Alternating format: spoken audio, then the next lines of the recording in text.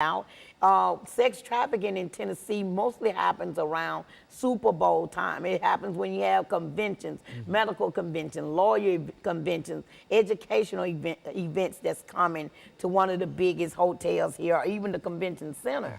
But people overlook that, how a real sex trafficker perpetrator will rent a whole hotel floor just for us girls. And I found out during my research that the youngest sex trafficker here is 10 years old. Now, the age that they enter into a sex trafficking and prostitution is 12 to 14. But then that was in my time. Now you're ordering 10-year-old girls and 10-year-old boys. So I was really wanting to be rescued. I really didn't get rescued. People ask me all the time, well, how did you get out of it? Well, I aged out of it because I didn't have anybody in my time and in my community that really even cared about any kids missing. We have a lot of missing kids, and it's not because they ran away from home. It's because they were snatched up, and I'm talking about right today.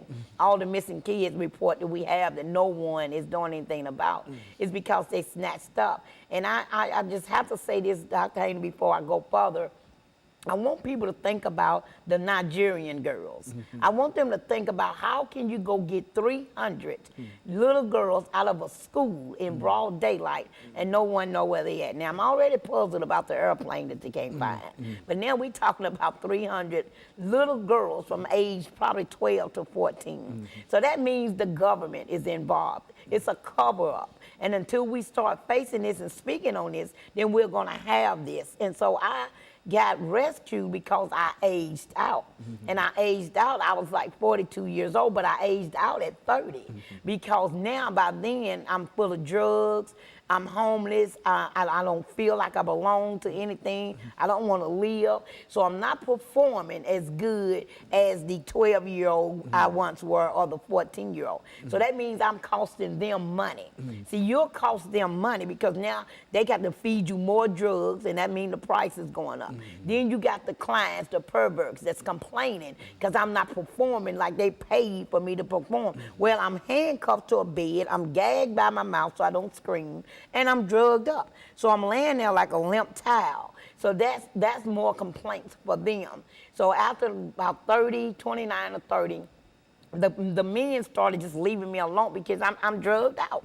And so once they left me alone, I'm saying about 32, I was just lost. I was out in the streets. That's why people say Clement Greenlee was homeless for 10 years. I truly was. You ashamed to go home, you can't face your family, and then you don't even know what to say. Even though my family loved me unconditionally, I'm the one that was shamed. So I lived in the streets for almost 10, 15 years until I was rescued by the program Magdalene House. And one of the young ladies, Regina Mullins, who kind of lived that same lifestyle, she went and got help first, and she came back and got me. So when I entered the Magdalene program at 42 years old, keep in mind now, I'm 42, I feel like I'm an old woman, I'm uneducated, I'm drugged out, and I don't have anything to live for. So when I go in this program, I immediately say, you can't help me, I just want to die. But these people did not give up on me. I mean, this Magdalene program has saved my life. I entered that program in 2001, I came out in 2003, and I never looked back. And so she has been such an inspiration. She is Reverend Becca Stevens, the founder.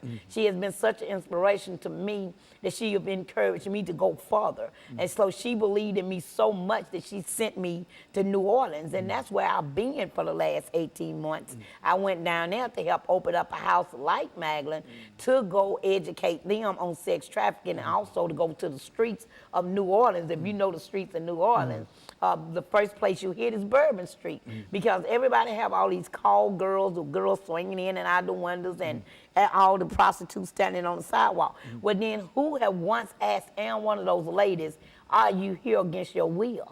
Because everybody is not there because they want a new Lexus or they want to pay off a college fee. Some people are there because they are forced there, and you got to look and see who's watching you when you talk to the girls.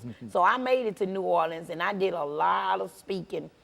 I went and talked to a lot of judges, DAs, police officers, anybody I could talk to, sororities, and I spoke so well about sex trafficking in the United States, period, not just New Orleans, that the governor even offered to bring me back down. And so it's a real problem, you think, in the city of New Orleans, and would that be typical of some of the other cities? It's not as hidden there, perhaps, as it might be in Tennessee. No, the stats show that number one is Atlanta. They show, that proves that. Then you got Texas, because it's running down that I-10 line too. So you got 5 states that's really is major in it, and New Orleans just happened to be one of the states that made their laws a little tougher. So we are trying to get other states to back off of what Governor Jindal just did, because by him changing the law, it made it stiffer. And what I mean by made it stiffer, Dr. Haney, is if we got locked up for any sex crime, crime against nature, just doing any kind of oral sex, anything we get caught doing, we automatically get charged as a sex offender. We automatically get 18 months to 3 years. It's women's in jail now just because they got caught giving oral sex. But the man, he didn't get caught doing anything, so I didn't think that was right. So if you're gonna force us out here, and then this man is gonna be a pervert enough to pay for me, and I'm 12 and 10 years old, then I feel like then you need to be accounted for too. So my call was to ask them to change the law and make it stiffer on everybody, not just us. You make it stiffer on the men's, and you make it stiffer on the men's who are putting us out there. Well, it appears to me, Ms. Greenlee, doing this as we end this first segment, that this is a real